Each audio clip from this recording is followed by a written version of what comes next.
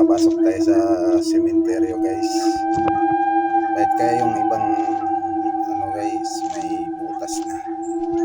Kaya umangon yung nakalibing dyan guys. Ayan, mga ganyang butas. Siguro guys, nilibing nila yun. Buhay pa. Kaya pinilit lumabas nung nilibing. Ayan. Ang daming kababalaghan dito guys. Masukal na yung sementeryo. Masukal. Abang na lang guys. Ito yung daan natin sa ginagawa ko ito. Gusto nyo guys, gawin nyo ganito. Pero wag araw guys, gawin nyo sa gabi. Para tunay na lagim sa dilim. Masukal na sementeryo ito guys.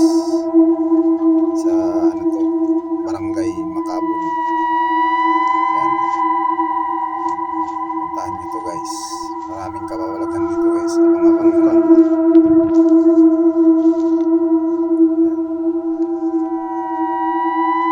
Payong yun, yan lang.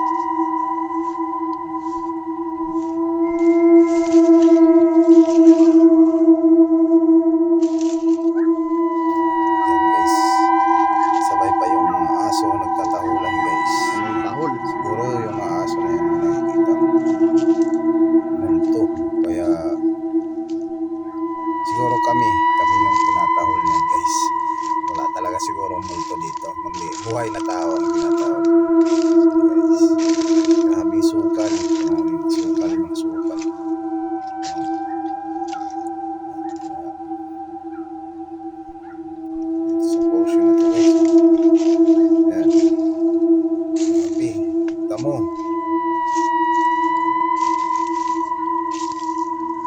Yan, may butas guys. Mabas siguro yung kalimigyan. Ito yung tinatawag nila guys na sementeryo, libingan ng patay. Pero yung sementeryo na to, pinapatay na rin. Kasi hindi na nililinis eh. Hindi na rin nililibingan to guys. Ayan.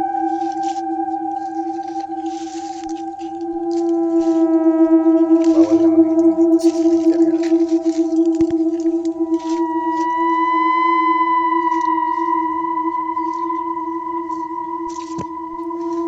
Makasalubong tayo dito guys na mas nakakatakot guys pag nakasalubong Ito ba natin yun? buhay. Wala Hindi patay.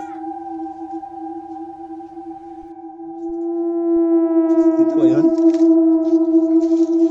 Hindi ko mahanap ah.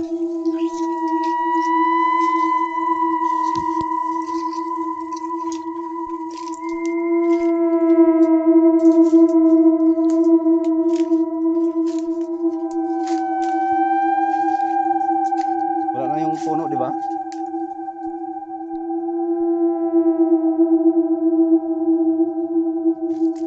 Sa taas yun. Pero parang ito yata ah. Ayan.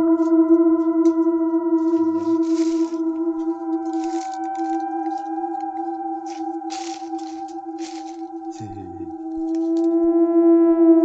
Maba na ito masyado. Parang dito. O yun.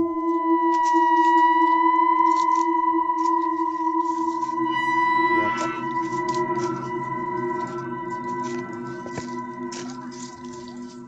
Ah, ito nga. Ito.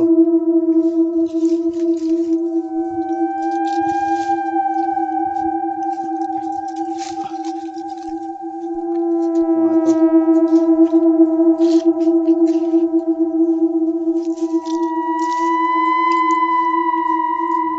Oh.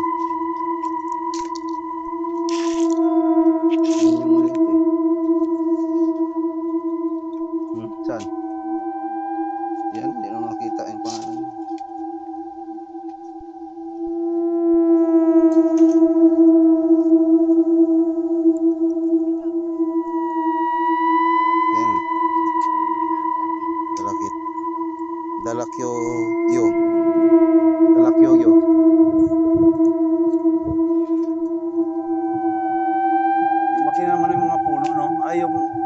talaga hindi pinutol.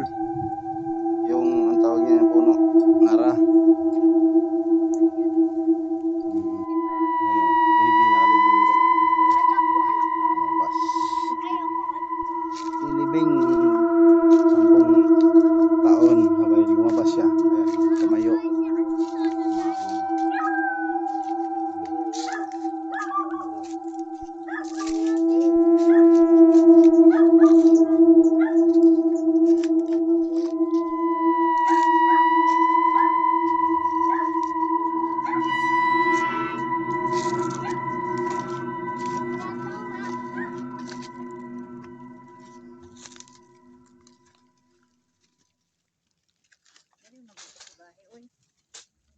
Nabuang na. Daddy, nabuang ka. Hindi mo yung kinala. Nahanap ko mo kung sino yung kapay. Hindi.